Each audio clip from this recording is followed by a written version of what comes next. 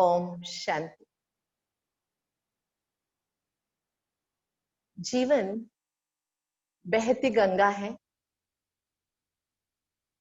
इस बहती गंगा का अंत क्या है और कैसे होना चाहिए, ऐसे कईयों ने इसके बारे में सोचा है। कई कहते हैं लाइफ इज स्ट्रगल, जीवन एक संघर्ष है। लेकिन सच में जीवन संघर्ष नहीं है, जीवन एक यात्रा है, या यूं कहे जीवन एक तोहफा है, भगवान से मिली हुई एक अद्भुत तोहफा, जिसके लिए हम कितना भी अपने आप को गर्वित महसूस करें उतना कम है। जी हाँ, जन्म तो माँ बाप ने दे दिया। कहते हैं ना, ऋणानुबंध रूपेण पशुपत्नी सुतालया। कोई पिछला कर्म था, लेना देना था, जिसके कारण हम किसी के वहां बच्चे बनकर जन्म ले लिए। लेकिन उसके बाद जो जीवन है वो तो भगवान की देन है, जिसका शायद ही लोगों को या मनुष्यात्माओं को यथार्थ रूप से समझ है। जब समझ आता है ना, तब तक जीवन का आखिरी पन्ना आ जाता है, करने को कुछ बचता नहीं है। इसलिए भारतीय सनातन संस्कृति में मनुष्यात्मा को जीवन की महत्ता समझाने के लिए बचपन से ही जीवन के इस अनोखेपन को समझाया जाता है। कई धार्मिक ग्रंथों के आधार से, पुराण पुण्य कथाओं के आधार से, या ऐतिहासिक पुरुषों के जीवन की गाथाओं के माध्यम से जीवन की महत्ता को समझाने का प्रयास हमारे बड़े करते आए हैं।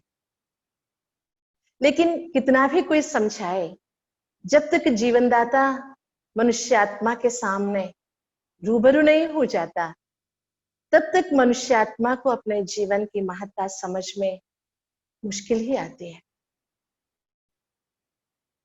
इसलिए अगर हमारा जीवन एक कलात्मक हो जाए, या जीवन जीने की विधि एक कला बन जाए, लाइफ जिसके बारे में हम बहुत सोचते हैं एक आर्ट बन जाए, तो कितना अच्छा रहेगा, कितना खूबसूरत होगा। ये सोचने में ही रोमांचित हो जाते हैं हम। जी हाँ, ये हो सकता है। इसी का ही तो एक गायन हमारे संस्कृति में भगवत गीता के रूप में उपस्थित है।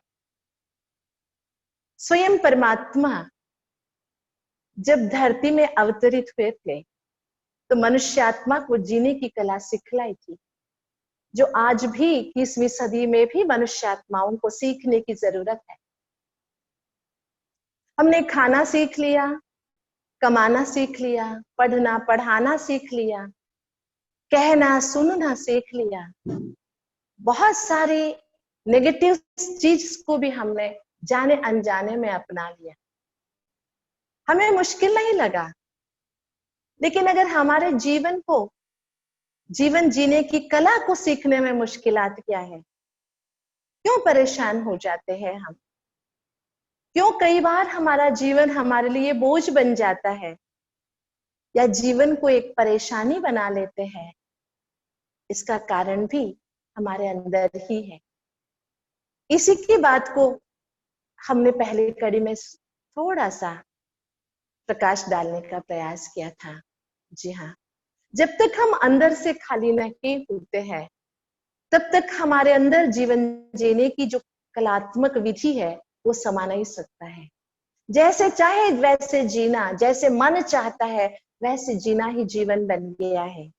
आज दुनिया में किसी से भी पूछो, वो किसी की बात सुनने के लिए तैयार नहीं है, ना माँ बाप की बात सुनने के लिए तैयार है, न शास्त्र या समाज की बात सुनने के लिए तैयार है। हर मनुष्यात्मा अपने मन की सुन रहे हैं, और दुनिया में यही सिखाया जा रहा है, जैसे तेरे मन को ठीक लगे वैसे तू कर। लेकिन हर बार क्या मन ठीक ही होता है? क्योंकि मन परेशानियों के कारण कई अलग अलग विचारों में भी फंस जाता है। और जब हम सोचते हैं हम अपने मन मुताबिक काम कर रहे हैं, तो भी उसका फल जब हमारे अनुकूल नहीं आता है तो हम बिगड़ जाते हैं हमारे किस्मत पर या भगवान पर। जबकि ना किस्मत इसके लिए जिम्मेवार है ना भगवान, क्योंकि हमने अपने मनमत पर काम किया था। इसके लिए मुझे एक छोटी सी कहानी याद आती, कहानी कहो या यूं एक दृष्टांत आप समझ लीजिए। रास्ते चलते दो व्यक्ति साथ में चल रहे थे। शाम ढल गई, सामने से एक जंगल को क्रॉस करके जाना था, पैदल ही चल रहे थे। तो उन्होंने सोचा रात को सफर करने से अच्छा है, सामने एक बहुत छोटा सा एक मंदिर दिखाई दे रहा है, रात को यहीं पर हम रह जाते हैं, सवेरे उठ के निकल जाते हैं आगे की रास्ता तय करने के लिए। जैसे ये दोनों मंदिर में आके बैठे, थोड़े से पानी पिए, विश्राम कर रहे थे, उतने में तीसरा भी आ गया। वो भी इसी कारण से रात हो गई है, रात होने को आई है, तो मैं भी यहाँ ही रह जाता हूँ, सवेरे उठ के मुझे जहां भी जाना है वहां के लिए निकल जाता। तीनों रहे, पूरी रात हो गई। तो तीसरा व्यक्ति जो आया था उसने कहा मुझे भूख लग रहा है, लेकिन मेरे पास खाने के लिए कुछ भी नहीं है। आसपास कुछ कोई गांव है क्या जहां से हम कुछ लेके आ सकते हैं, खा सकते हैं? तो ये दो राही जो पहले से मंदिर में आए हुए थे उन्होंने कहा नहीं, चिंता नहीं करो महाशय, हमारे पास रोटी है। तो एक ने कहा मेरे पास 3 रोटी है, मैं 3 रोटी लाया हूं। दूसरे ने कहा मैं 5 रोटी लाया हूं, हम इसको मिल बांट के खा लेंगे। लेकिन अभी प्रश्न उठा, दोनों का मिला के 8 रोटी था, लेकिन खाने वाले 3 लोग थे, कैसे इसको बांटा जाए? तब उनमें से एक ने बोला कोई बात नहीं, हम क्या करेंगे, एक एक रोटी का 3-3 टुकड़ा करेंगे। तो जब एक एक रोटी का 3 टुकड़ा करेंगे तो 8 रोटी से तो 24 टुकड़े हो गए। 24 टुकड़े होने के कारण तीनों में सही मात्रा में, माना सभी को एक एक को 8-8 टुकड़े खाने को मिलेंगे। आराम से सभी मिलके 8-8 टुकड़े एक एक ने खाया, पानी पी लिए, आराम से सो गए। ठीक है, सवेरा हो गया। तो जो बाद में आया था तीसरा राही जो था, उसने कहा कि मुझे जल्दी निकलना है, आपके लिए मैं आभार प्रकट करता हूँ, कल रात को मेरा भूख आपने मिटाया, मेरी क्षुधा शमन किया आपने, आपका धन्यवाद। जाते जाते उसने उनके लिए जिन्होंने रोटी दिया था 8 सोने के सिक्के दे दिए, कहा कि आपकी रोटी के लिए आपको धन्यवाद, ये लीजिए। 8 सोने के सिक्के पकड़ाकर वो चला गया। ये दोनों अब 8 सिक्के मिले थे सोने के, तो किसको कितना लेना है इसी सोच में दोनों के बीच में वाद विवाद शुरू हो गया। तो 3 रोटी वाले ने कहा आधा आधा बांट लेते हैं, तेरे को 4 और मेरे को 4। लेकिन 5 रोटी वाले ने कहा नहीं नहीं, मेरा 5 रोटी था, तेरा 3, इसलिए तू 3 रख ले, मुझे 5 दे दे। ऐसे बहस चल रही थी। उतने में मंदिर खोलने के लिए मंदिर की पुजारी आए, पूजा करने के लिए। उन्होंने देखा इन दोनों के बीच में तीव्र तर से वाद विवाद चल रहा है, बहस चल रही है। तो पूछा तो पता चला कि ये 8 सिक्के की बात है। तो पुजारी जी ने कहा कोई बात नहीं, आप भगवान के सामने रख के जाइए 8 सिक्के, कल मैं आपको भगवान से पूछ के सही तरीके से बांट के दे दूं। तो पुजारी पर विश्वास था, तो दोनों चल पड़े। अभी जिम्मेवारी और चिंता पुजारी के माथे आ गई। तो पुजारी पूजा संपन्न करके ऐसे ही लेटे हुए थे, उनके स्वप्न में भगवान आए। तो भगवान के सामने पुजारी जी ने अपनी जो दुविधा है ये रखा कि मुझे 8 सिक्के बांटने हैं, एक का 3 रोटी था तो एक का 5, तो ये 5 3 के हिसाब से ही बांट देंगे तो ठीक होगा, ऐसा मेरा विचार है। तो भगवान ने कहा नहीं, ये तेरा जो हिसाब है ना ये ठीक नहीं है। देखो, एक एक रोटी में 3 हिस्सा किया गया था, 3 रोटी वाले ने 8 हिस्सा खुद खाया, और उसमें से जो एक टुकड़ा बचा था वो तीसरे राही को दिया। और 5 रोटी वाले ने 15 टुकड़ा किया था, 15 टुकड़े में से 8 खुद खाया और 7 टुकड़े राही को दिया। मतलब इसने 7 दिया, उसने 1 दिया। इसी हिसाब से जिसने 1 टुकड़ा दिया था उसको 1 सोने का सिक्का, जिसने 7 टुकड़ा दिया था उसको 7 सोने का सिक्का मिलना चाहिए। और भगवान मुस्कुराते हुए बोले, आप मनुष्यों का हिसाब अपने तरीके से है, लेकिन भगवान का हिसाब सदैव त्याग पर ही निर्भर होता है। जिसने जितना त्याग किया उसे हिसाब से उसे भाग्य मिलता है। रोटी कितना था उस हिसाब से नहीं मिल रहा है, लेकिन दिया कितना, दान कितना दिया, त्याग कितना दिया, उसके हिसाब से उसे भाग्य मिलता है। ये एक बहुत सुंदर छोटी सी कहानी है, जिसके अंतर्गत हमें ये समझने में आता है कि भगवान के दृष्टिकोण से अगर दुनिया को देखा जाए तो उसके हिसाब क्या है। तो भगवान के हिसाब से जब हम जीना सीख लेते हैं तो हमारा जीवन एक अद्भुत कलात्मक चित्र बन जाता है। जीवन जीने की कला से हम समर्थ हो जाते हैं। जी हाँ, इसलिए गीता में भी जब दुविधाग्रस्त मन से अर्जुन ने प्रश्न पूछा था, तो दुविधा को मिटाने के लिए भगवान ने उसको अंदर से खाली होने को कहा था और खुद को निमित्त मात्र समझकर काम करने का आदेश दिया। जी हाँ, बहुत सुंदर एक बात है कि एक छोटा सा ग्लास है, सोने का हो, चांदी का हो ग्लास, या पीतल का हो या स्टील का। उस ग्लास के अंदर आप वैन डालो, द्राक्षा रस डालो, आप कोई भी अल्कोहल डालो, उस ग्लास को नशा नहीं चढ़ता है। या उसमें आप बादाम मिल्क डाल दो, ग्लास केवल एक रखने का साधन है, कोई नशे में नहीं आता है ना। इसी तरह मनुष्यात्मा को भी अपने ताकत का, अपने सुंदरता का, अपने पास जो पैसा है, विद्या है, संपत्ति है, किसी की भी नशा नहीं होनी चाहिए। अगर हम समझ के चलते हैं कि परमात्मा निमित्त मात्र हमारे द्वारा करा रहे हैं, जब मनुष्यात्मा के अंदर निमित्त भाव आ जाता है तो मनुष्यात्मा बहुत सुंदर रीति से जीवन व्यतीत कर सकता है। इस निमित्त भाव को मनुष्यात्मा में लाने के लिए जो भगवान ने दूसरे अध्याय में अर्जुन को सामने रखकर आत्मज्ञान दिया। क्यों आत्मज्ञान दिया?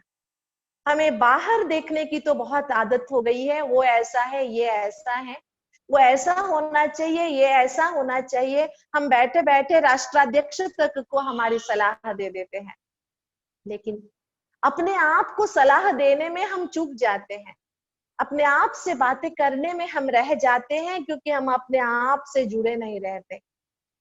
खुद को भूल गए हैं, 5 तत्वों के अंदर खुद को समा के खुद को ही एक 5 तत्वों का पुतला मानकर अंतर की शक्ति से हम अलग हो गए हैं। इसलिए भगवान बहुत सुंदर तरह से अर्जुन को सामने रखकर आत्मज्ञान को देते हैं। लेकिन इसके पहले की बातें अगर आप देखेंगे कि अर्जुन पहले अध्याय में बहुत घमंड से, या यूं कहे कि मैं सब कुछ जानता हूं, इसलिए मैं ये कह रहा हूं, ये गलत है, ये नहीं करना चाहिए, मैं नहीं करूंगा, इसी शब्दों में बोल रहा था। कहीं ना कहीं अहंकार झलक रहा था। लेकिन जब उसने भगवान से रूबरू अपने आप को अनुभव किया, भगवान मित्र है, इससे ऊपर उठकर मित्र भगवान है, इस भाव को स्वीकार किया। जी हाँ, भगवान मित्र है, लेकिन मित्र भगवान है। भगवान की ऊंचापन को थोड़ा सा समझने का प्रयास किया और भगवान के सामने खुद नतमस्तक हो गए। मेरी बुद्धि काम नहीं कर रही है, मैं दुविधा में फंस गया हूँ, धर्म क्या है, अधर्म क्या है, मैं समझ नहीं पा रहा हूँ, मुझे थोड़ा सा मार्ग दर्शाइए। ऐसे खुद का समर्पण करते हुए नजर आया। जी हाँ, हमारे जीवन को अद्भुत कलात्मक चित्र बनाकर भगवान की तोहफे को बहुत अच्छी तरह से महसूस करते हुए जीवन का पूर्ण आनंद अनुभव करने के लिए अपने आप को जानना कि actually what I am, who I am, ये जानना बहुत जरूरी है। अपने घमंड को त्याग कर स्वाभिमान में स्थित होकर, अहंकार से दूर होकर शरणागत भाव से परमात्मा के सामने जब हम झोली फैलाएंगे तो भगवान हमारी नैया को पार लगा देंगे, इसमें कोई संशय नहीं है। इसीलिए तो जब भगवान से पूछा गया, जब हम भगवान से प्यार से पूछते हैं, अपने अहंकार को नतमस्तक होके समर्पण कर देते हैं, तो भगवान से मिलने वाले ज्ञान को ही गीता ज्ञान कहते हैं, जो स्वयं परमात्मा वर्तमान कलयुग में अवतरित होकर हम मनुष्यात्माओं को दे रहे हैं। वो यही गीता ज्ञान है कि खुद को जानो, खुद तुम एक चेतना हो, प्रकाश हो, जिसके अंदर कोई अंधकार नहीं है। तुम एक सनातन शक्ति हो, जिसका कभी अंत नहीं होता है। नयनम छिन्दन्ति शस्त्राणि नयनम दहति पावकः, या यूं कहे वासांस जीर्णानि यथा विहाय। ये तुम वस्त्र नहीं हो, वस्त्र से उठकर वस्त्र को धारण करने वाली एक चैतन्य शक्ति आत्मा हो। तुम्हारा नाश कभी नहीं होता है, तुम कभी बूढ़ा नहीं बनते हो। ये सभी शरीर के साथ चलने वाली अवस्थाएं हैं। आत्मा चेतन है, अविनाशी है। जब आत्मा की चेतनता की अनुभूति परमात्मा कराते हैं तो मनुष्यात्मा के अंदर सोई हुई शक्ति को भी भगवान जगाते हैं। आत्मा के अंदर की जो महसूसता है, गहराई की जो महसूसता है, अपने आप से बात करने की जो आनंद है, अंतःचक्षु खोलने की जो एक विधि है, ये परमात्मा सिखाते हैं, जिसके आधार से मनुष्यात्मा का जीवन एक कदम और आगे बढ़ जाता है। और वैसे मानते हैं एक पंचांग जैसा है दूसरा अध्याय, जो परमात्मा ज्ञान के पूर्ण ज्ञान के लिए पूर्ण तरह से एक फाउंडेशन है। जब तक हम खुद को यथार्थ रीति से नहीं जान सकते, अपने आप से जुड़ते नहीं है, जैसे कहते हैं ना, कभी भी जड़ से कटना नहीं चाहिए। जब तक झाड़ जड़ से जुड़ा हुआ है, हरा भरा रहता है। इसी तरह जब तक हम अपने आप से जड़ से जुड़े हुए हैं, अपने मूल संस्कारों से जुड़े हुए हैं, अपने मूल स्वरूप से जुड़े हुए हैं, तब तक हम अपने आप में शक्ति की महसूसता करते हैं। तो हमारे जीवन को सुंदर बनाने के लिए, जीवन जीने की कला जो दूसरे परमात्मा हमें सिखाते हैं, see yourself, be yourself, no yourself. खुद को देखो, खुद को जानो, अपने स्वरूप में स्थित हो जाओ, है ना। कभी हम क्या हो जाते हैं, क्रोध स्वरूप, कभी हम क्या हो जाते हैं, अहंकार स्वरूप, कभी क्या हो जाते हैं हम, कई बार औधिक स्वरूप हो जाते। जानते हो मैं फलाना हूं, लेकिन इन सब से बढ़कर मैं एक अविनाशी चैतन्य शक्ति हूँ। इस भाव को जब हम पहचान लेते हैं, आत्म भाव में स्थित हो जाते हैं, तो आत्मानंद की, ब्रह्मानंद की अनुभूति हम कर सकते हैं। तो जीवन में जो भी परेशानियां है, भय है, अनिश्चितता है, इन सब से हम मुक्त हो सकते हैं।